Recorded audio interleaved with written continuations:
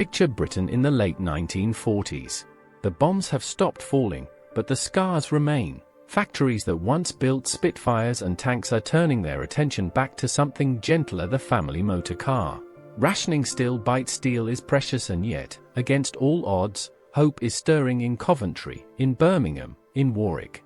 Engineers dream of a new era of British motoring, one built on innovation rather than nostalgia. Families save every spare shilling for the day they might finally own a car of their own.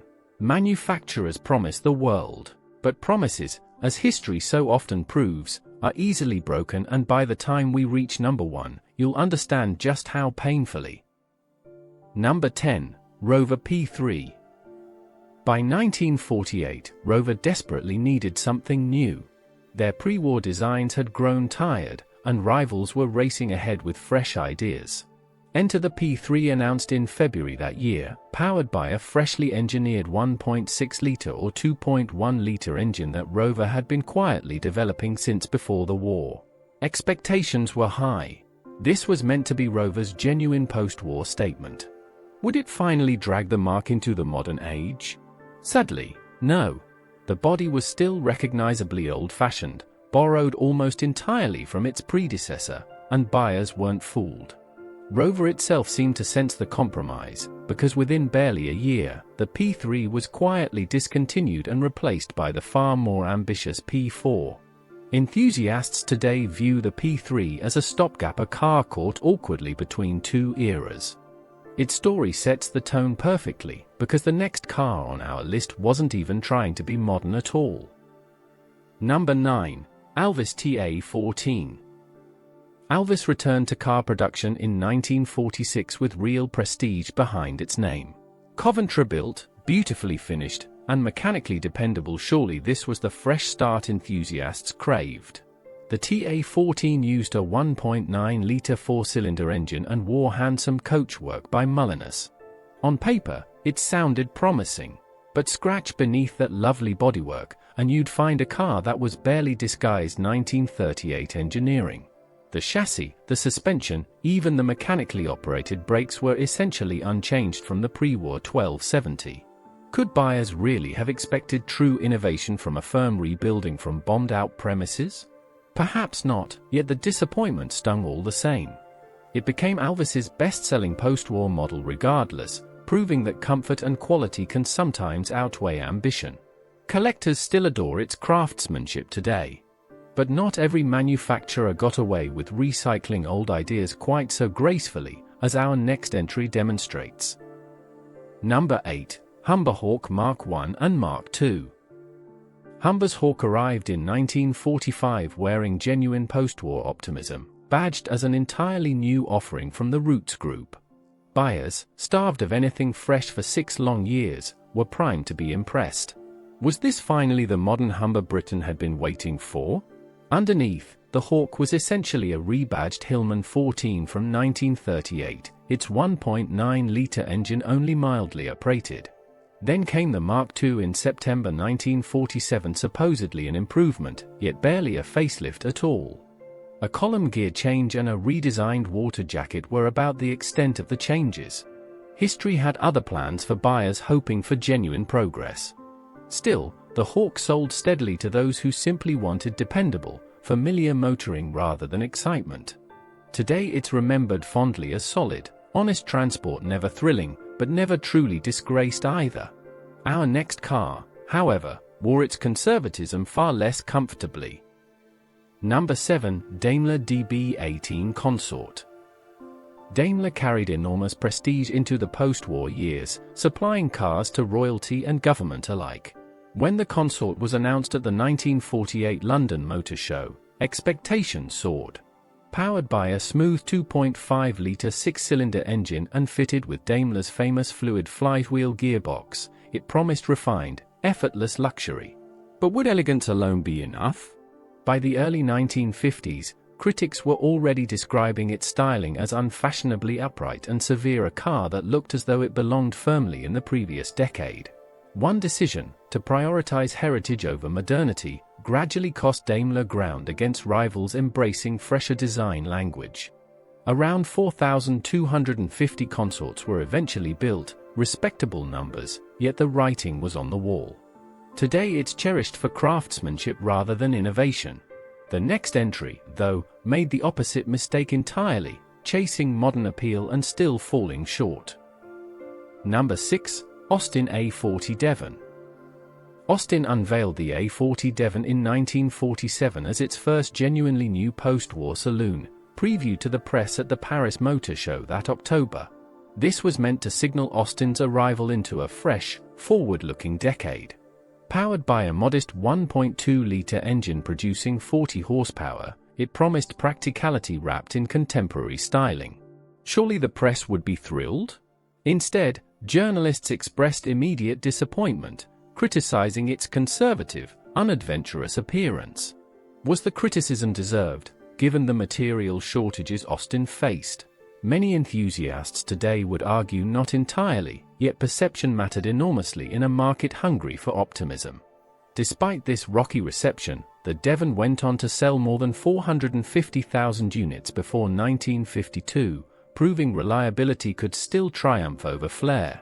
It remains a familiar, well-loved sight at classic gatherings today.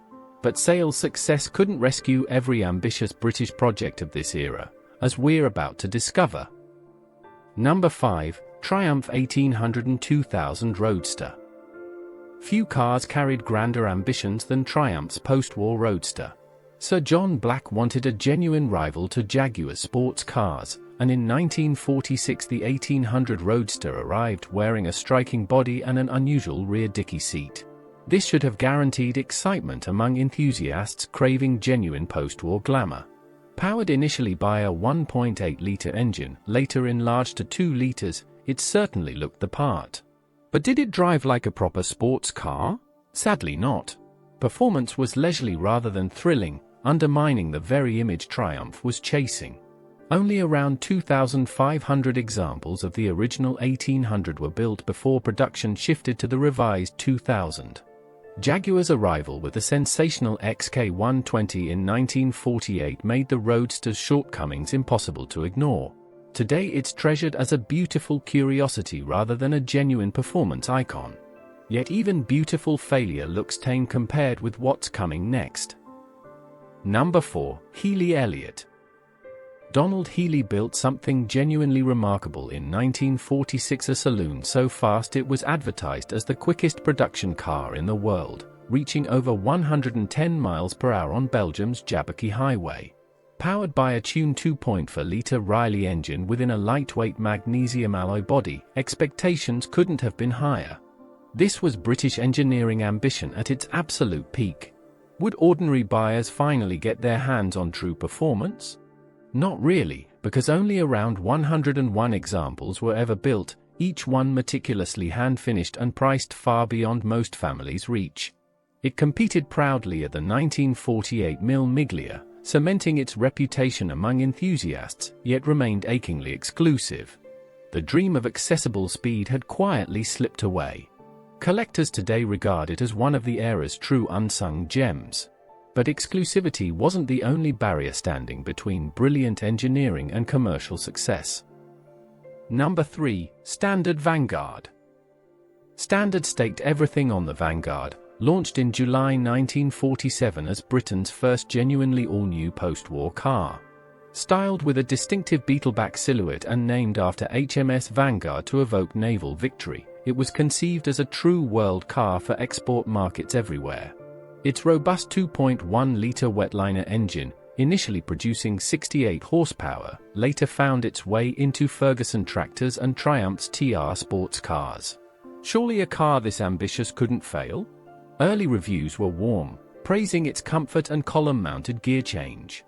But cracks soon appeared, quite literally. Owners complained of handling that felt vague at speed, and the bodywork proved worryingly prone to rust within just a few years of ownership. Was this really the world-beating export car Standard had promised? Commercially, it fell short of the company's hopes, despite steady sales. Today it's remembered as a bold, historically important design let down by its own execution. But financial reality proved just as ruthless for the car now standing at number 2. Number 2. Woolsley 680. Unveiled at the 1948 Earl's Court Motor Show, the Woolsley 680 looked every inch the confident, modern post-war saloon.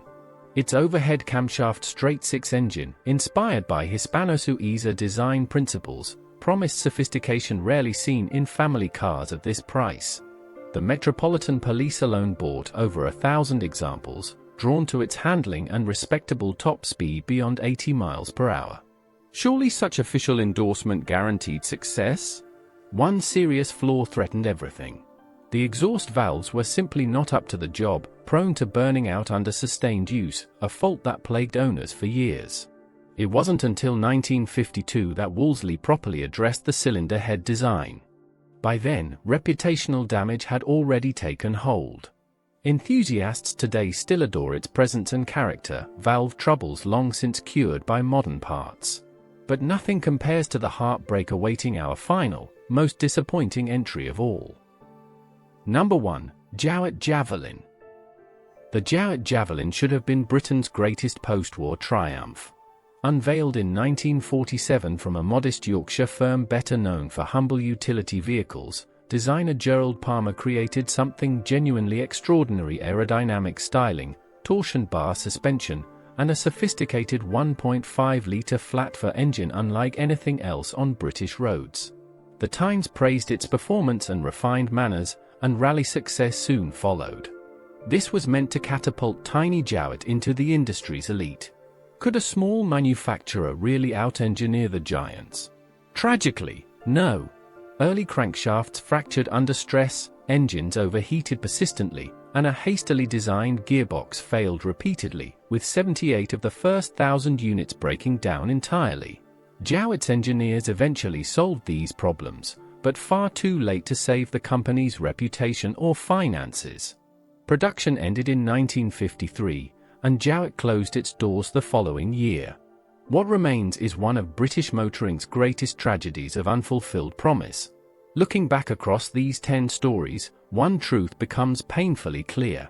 Post-war Britain overflowed with genuine engineering talent, creativity, and ambition, yet ambition alone could never guarantee success. Rationed materials, rushed development, and unforgiving market realities repeatedly stood between brilliant ideas and lasting triumph. Some of these cars deserved so much better than history ultimately gave them. Others simply couldn't outrun their own limitations. Either way, each tells us something profound about a nation rebuilding itself, one flawed, fascinating motor car at a time. If any of these stories struck a chord, or if your family once owned one of these very cars, we'd love to hear about it. And if you enjoyed this video, subscribe to Britain Rewind, and join us as we continue uncovering Britain's forgotten motoring history.